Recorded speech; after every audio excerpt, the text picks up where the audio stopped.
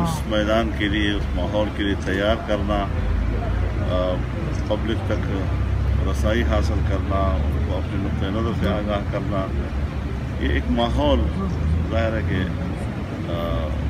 ज़रूरी था। और उसके लिए मैंने खुद कुछ इलाकों में जाने का फ़ैसला किया।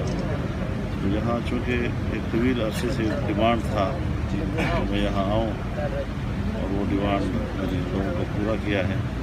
तो अल्हम्दुलिल्लाह यहाँ जो पब्लिक का रिस्पांस है, हालांकि दो दिन तीन दिन के नोटिस पे मैं आया हूँ, कोई ज़्यादा लंबी चौड़ी पहले प्रोग्रामात मैंने नहीं दिए थे, लेकिन इसमें अल्हम्दुलिल्लाह जो कारकुनों का जो जज्बा मैंने देखा है, जो पब्लिक का रिस्पांस देखा है, अल्हम्दुलिल्लाह वो एक अच्छा तासुर दे रहे हैं। मौलाना साहब ये फरमाएं कि मुत्तहिदा मजलिस अमल बहाल हुई है, तो क्या मुस्तकबिल आप देख रहे हैं? आपके मुखालिफिन इसको सिर्फ एक इलेक्शन का इंतखाब का एक हरबा समझ रहे हैं, और ये कहा जा रहा है कि आपके सिर्फ इस्लाम के नाम पे एक मरतबा फिर ये इकट्ठे हो रहे हैं, जिसका मकसद इक़्तिदार हासिल करना है, या सूबे में या मुल्क में। इसमें कोई शक नहीं है कि इलेक्शन में हिस्सा लेना इक़्तिदार हासिल करना होता है, उसके लिए एक जद्दोजहद होती है। मफाद परस्त और रिवायती दुनिया ये अपने आप को सियासतदान भी कहते हैं, सियासत पर अपना हक भी जतलाते हैं, और उनकी आखिरी मंजिल सिर्फ इक़्तिदार होती है। चूँकि इक़्तिदार इन्होंने अपने सिर्फ मफादात का नाम रखा हुआ है और उसी के लिए उसको इस्तेमाल करते हैं।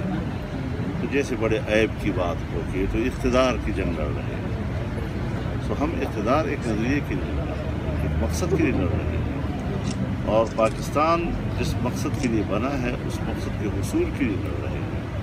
लिहाजा सियासत करना ये अम्बिया की वरासत है, हुकूमत करना ये अम्बिया की वरासत है, और उलमाए किराम का सबसे ज़्यादा ज़िम्मेदारी बनती है कि वो इस महाज पर आकर कौम की रहनुमाई करें, कौम की क़ियादत करें। बदकिस्मती से हमारा मुल्क मुख्तलिफ मकातब फ़िक्र या फ़िरक़ों में बटा हुआ है, तो ज़रूरी है कि एक फ़िरक़ावाराना हमाहंगी पैदा की जाए, कौम को एक प्लेटफार्म पर लाया जाए।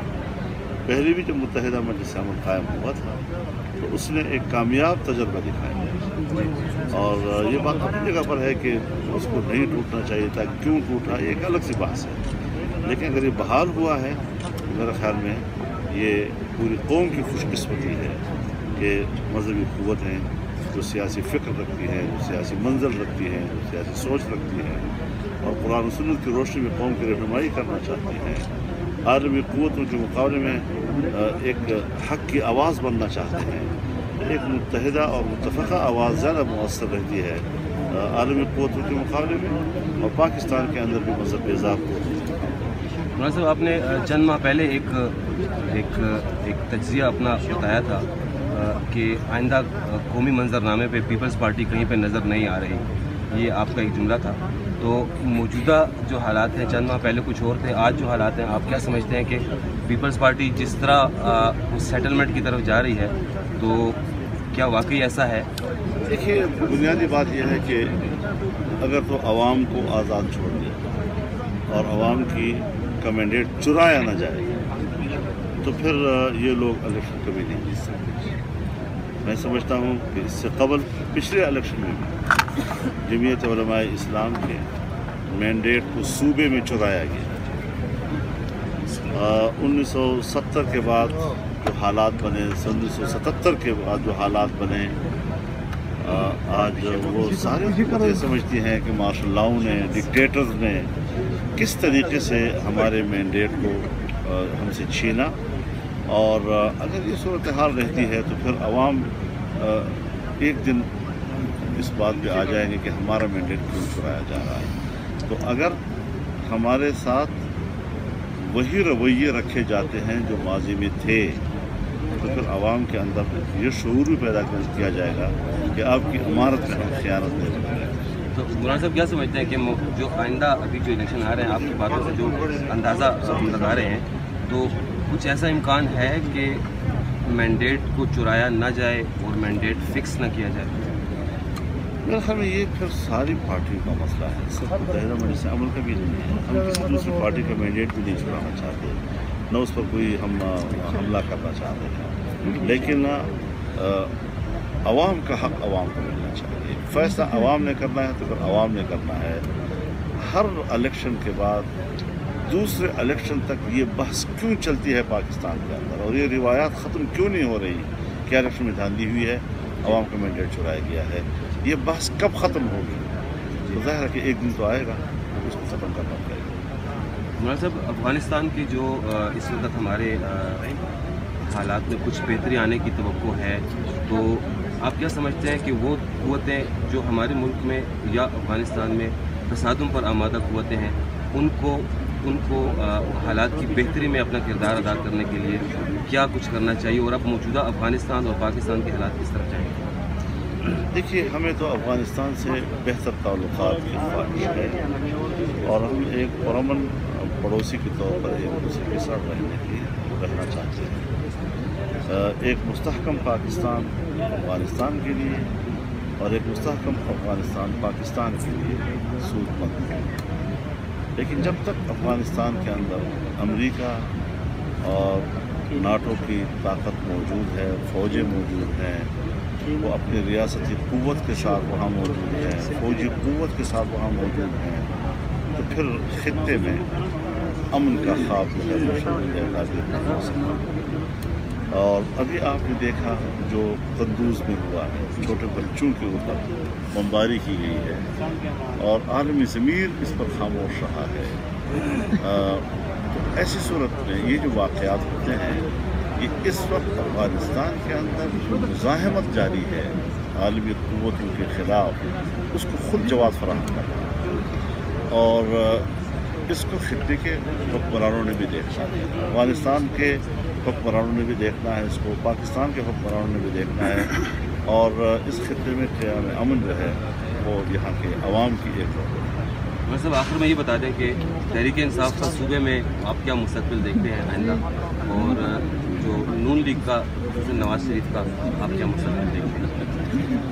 देखिए, फैसले तो जो जंग है उनकी इस वक्त इदारों के साथ, अदलिया के साथ मुहाज़ाराई, उस तनाजुर में क्या हालात किस तरह कैसे देखते हैं? मैं तो ज़ाहिर सीधी सारी बात है कि मैंने जमहूरी आदमी हूँ, जो फैसला कौम ने करना है उसको कौम पे छोड़ता हूँ।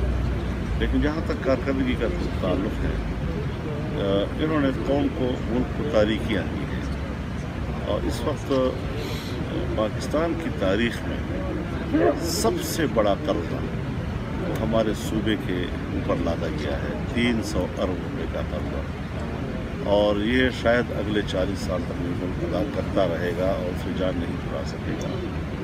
तो और फिर 4 सालों में कोई कारकर्दगी नहीं, और आखिरी साल में इतने बड़े कर्जे लेकर और इतने बड़े मेगा प्रोजेक्ट शुरू करके, कि क्या इसका माना है कि यहाँ अक्ल की कमी है, यहाँ हुकूमत करने की सलाहियत मौजूद नहीं है, तालीमी मैदान तबाह बर्बाद हो चुका है, इंतज़ामी बुनियादों पर तमाम, आप खुद अंदाज़ा लगाएँ कि पाकिस्तान की तारीख़ में एस्टेब्लिशमेंट ब्यूरोक्रेसी, सिविल ब्यूरोक्रेसी ने जो आला सिविल ब्यूरोक्रेसी है, उसने कभी काली पट्टियाँ नहीं बांधी और कभी बाइकआउट नहीं किए, कभी हड़ताल नहीं किए। यहाँ हमारे इंतज़ामिया जो है वो इन लोगों की हमाकतों की वजह से यहाँ नौबत पहुँच गई, तो वो लोग कह रहे थे कि हम इस सूबे को फिर नहीं चला सकते। तो अगर आपकी अपनी इंतज़ामिया आपसे मायूस हो, पब्लिक आपके बारे में क्या तवक्को है? इस किस्म की बहुत सी तफसीलात हैं, इसके बहुत से मसाइल हैं कि जब ये पब्लिक के सामने आएंगे मनाज़र, तो अवाम बाशऊर हैं, इतनी बेशऊर नहीं है कि वो इन चीज़ों को समझते नहीं। मौलाना साहब, नवाज शरीफ की सियासत को ख़त्म होता हुआ देख रहे हैं? देखिए, हम बड़े तजर्बे कर चुके हैं। मुशर्रफ आया तो उसको भी यही कहा गया कि अब इनकी सियासत ख़त्म हो गई। ज़ियाउल हक़ आया तो कहा भुट्टो की सियासत ख़त्म हो गई है। लेकिन इस तरीके से जब अवाम मुस्तरद न करें और इदारे एक दूसरे के साथ जोड़ तोड़ करके इनको सियासत से और इक़्तिदार से हटाने की हिकमत अमली बनाएं, तो इसका माना ये होता है कि ये बंद कमरों की सियासत का हिस्सा है, ये अवाम का फैसला नहीं है। अवाम दोबारा उनको ले आती है। तो ज़िया-उल हक के ज़माने में पीपल्स पार्टी दोबारा इक़्तिदार में आ गई, मुस्लिम लीग नून को हटाया गया, वो दोबारा आ गए। तो इदारे किसी को इक़्तिदार से हटाने या न हटाने का इख्तियार नहीं रखते हैं। और ये फ़ैसले मैं समझता हूँ कि इदारों को भी सोचना चाहिए कि क्या उनको इदारे इसलिए अता किए गए हैं और ये अथॉरिटीज़ उनको इसलिए दी गई हैं कि वो सियासी फ़रीक़ बनेंगे। इससे इज्तनाब करना चाहिए। ये मुल्क में अनारकी का सबब बनते हैं और अवाम के अंदर एक बदएतमादी का सबब बनते हैं।